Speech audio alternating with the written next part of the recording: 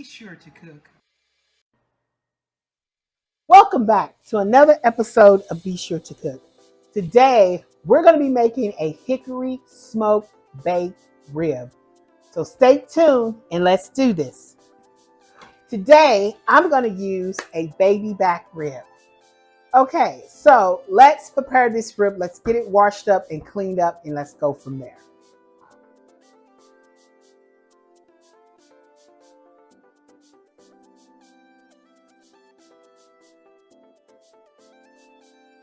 Okay, after I rinsed my meat, I'm going to take a dry paper towel from the bottom, a dry paper towel from the top, and I'm just going to get all that excess water off the rib. Okay, now I've got to make my rub. My rub consists of, I've got some meat tenderizer. I'm going to add I want to make sure this is tender. So I'm adding a whole tablespoon of meat tenderizer. I need a half teaspoon of paprika, a half teaspoon of garlic powder,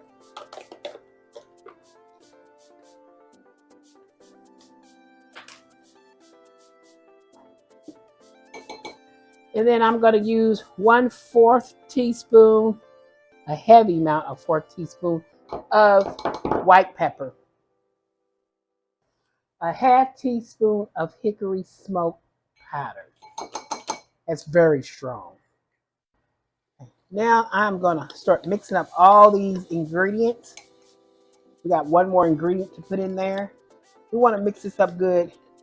And I want to make sure that hickory smoke, because that hickory smoke powder is very strong. Okay, and I'm going to do a helping tablespoon of brown sugar. Okay, this is a light brown sugar. And we really want that brown sugar to be in there to give that a little more flavor to our mix. So this is my dry rub season that I will be putting on there. All right, I'm got my hands kind of dirty. Gonna get them kind of dirty, so I'm gonna wash these because I had touched that rib. And first thing you want to do, me personally, I want to take off my rain and sit it out over here. I'm gonna wash my hands right quick before I start. Ooh, that water is, oh my God, you can make coffee with that water. I know I could get a 3rd-degree burn on there. Okay, I'm getting my paper, not a paper towel, my towel here. And dry my hands. I have these towels everywhere. These are great to have. Okay, so after I made that, I'm gonna take it and I'm gonna generously rub that rib into that beautiful, beautiful meat.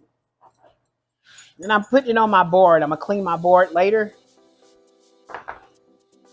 But I just want all this just to soak into here. Soak into that rib. You better soak into it. I'm talking this stuff. Okay. And that back rib. Oh, that back rib. We want some of that on the back rib and on the side ribs. Oh, look at that. I'm just going with the because I know it. You're not here to smell what I'm smelling. It is. That's just gonna soak into here. Oh, you get you a little bit on the edges. And when you see that soaking, I just clean it up like this on the edges. And I'm getting all this. And it's going to soak in here and all that hickory that I'm smelling. Oh, that's wonderful. And all those seasons hit me, with the garlic and all that. And this is just my little season mix that I made up myself. You can make your season mix anyway. You don't have to use this. You can put whatever you want. You know, you want some cayenne pepper. Hope I said that right. I have a little speech therapy going on here, but that's all right.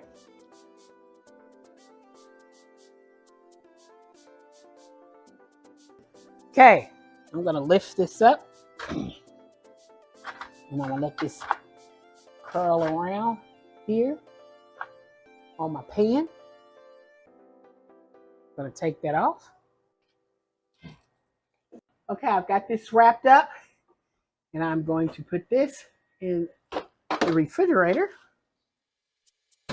Making sure that the sides are closed. This sealed wrap is kind of really hard to close. So there we go.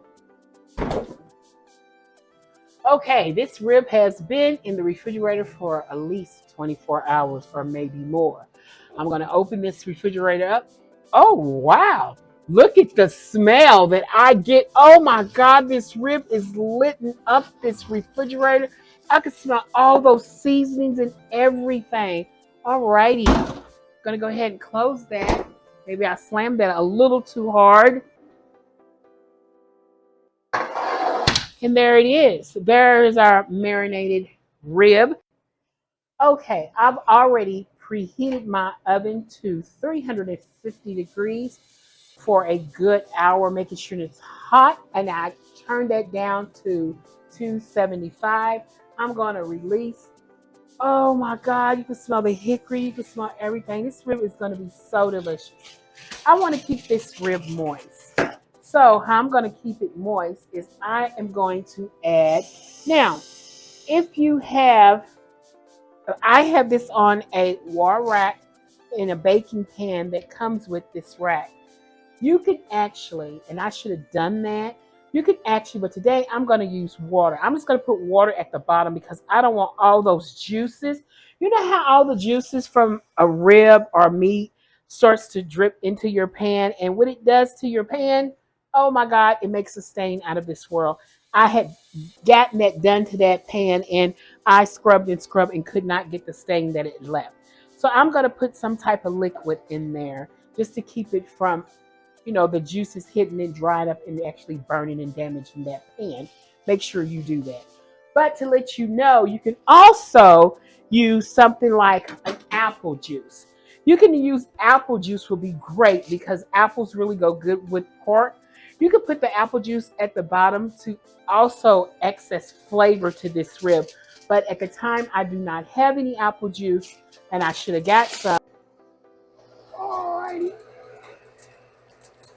I'm going to put that in there, and I'm keeping it where I can get the juice, where I can see it, be easy to take out, and it's be easy to pop up and look. Okay, we are back, and we are checking our rib. I say it's been about a good hour and a half on a very low, slow. We're gonna crank this up now. And don't forget, I got juice in here at the bottom, and I just added a little more when I needed it when it went down. So we're gonna crank this oven up here to about 375, close to 400. We're gonna back this rib back. We're gonna take off this, and we're gonna get something here. We're gonna start glazing this rib.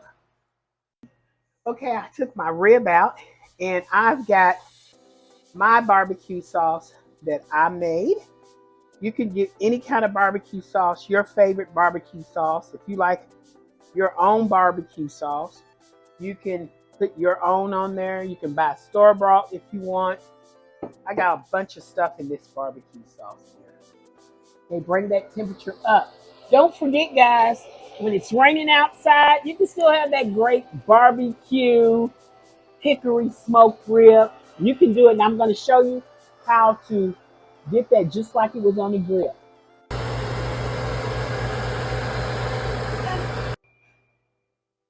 Okay, everyone, I have took my rib out after glazing my rib. Oh, got a little bit on my new little mittens here.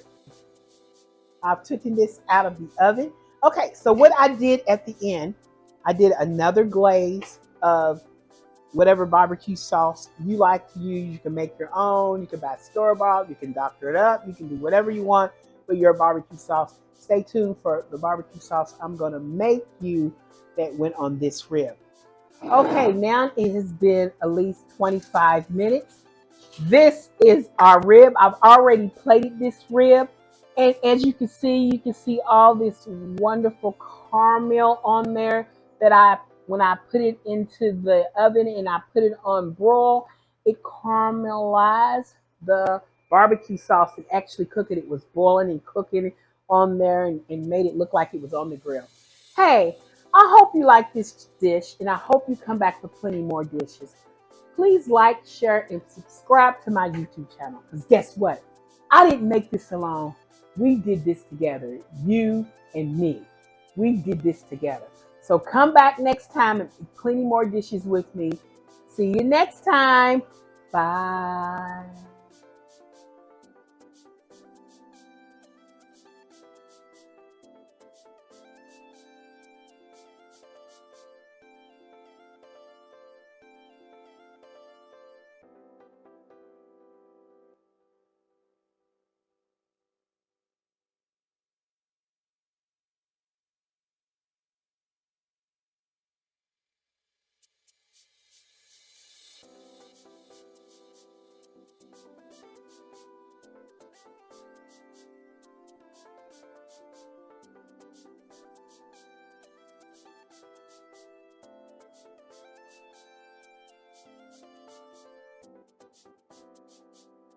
Be sure to cook.